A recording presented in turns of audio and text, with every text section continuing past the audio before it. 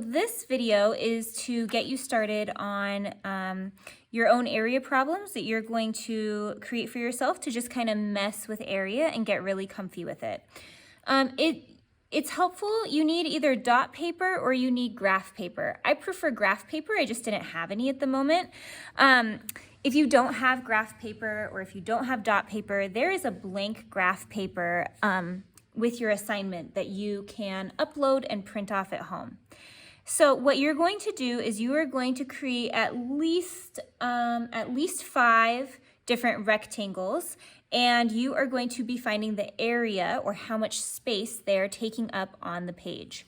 So I'm going to create one up here, and they can be as big as you like, really. It's up to you. You're the one who's going to be figuring out how many square units are filling up the rectangle. So, all right, I'm just gonna draw my line. Again, if you have graph paper, you'll only have to do the outline. If you have dot paper, you're gonna have to create the squares on the inside yourself. So it's a little bit more work with dot paper. I kind of want like a long, skinny one. So I'm gonna create this. And I'm just using marker so that it shows up. You, of course, can use pencil. In fact, I encourage you to use pencil so that you can erase if you want to. And then I have to actually create my squares. So I need to create my, I need to measure along my length and extend the lines down.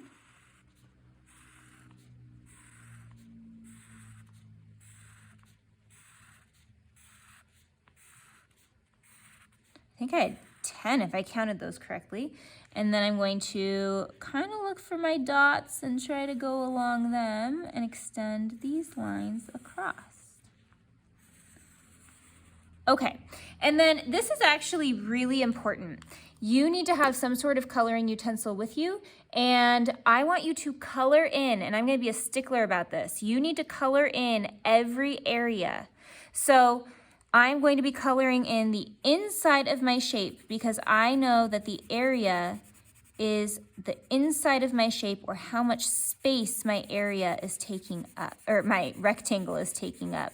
Now that I have colored in the area of my shape, I can figure out how much space it's actually taking up. Now, another thing I'm going to be a real stickler about is we always need to label the sides of our rectangle so that we know how long our length and how long our width is. So I have 1, 2, 3, 4, 5, 6, 7, 8, 9, 10, 11. And I actually don't know how big these squares are. I don't know what they measure. I don't know if they're centimeters. They're definitely not inches. So in this case, I'm just going to say that they're units. And we just do a U for units. So I know this is 11 units long. Now I need my width. 1, 2, 3, 4. 4 units. So now I need to determine how many squares I actually have for my area.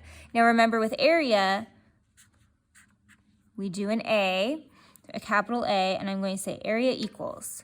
Well, I'm going to count by 11s. It seems faster. So I know that I have 11, 22, 33, 44. And it's units squared. Or you'll see square units. That's actually the one I prefer. So 44 square units. I'm going to do another one. I'm going to do a smaller one this time.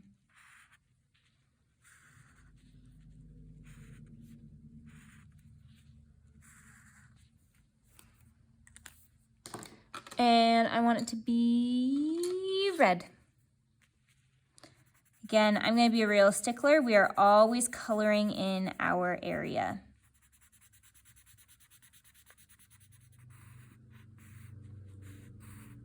Okay, now that I have my area colored in, I can count, I can label my sides. So I have a 2 units by 1, 2, 3. I have a 2 units by 3 units rectangle. And I can see right away, 2, 4, 6. My area equals 6 square units.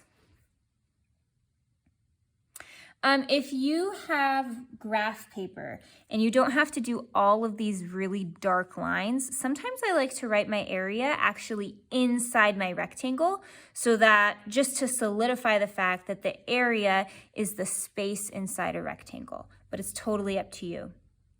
I could even do a really small one. And this one I'm going to make green. You can't take this one now. You have to do different ones. This would be 1 unit by 1 unit, and it's just an area of 1 square unit. All right. This is your job this week to do at least 5, upload a picture. Please do these in your math journal if you can, but if your math journal doesn't have graph paper, then do it on graph paper, and then you can actually glue this into your math journal when you're done with it.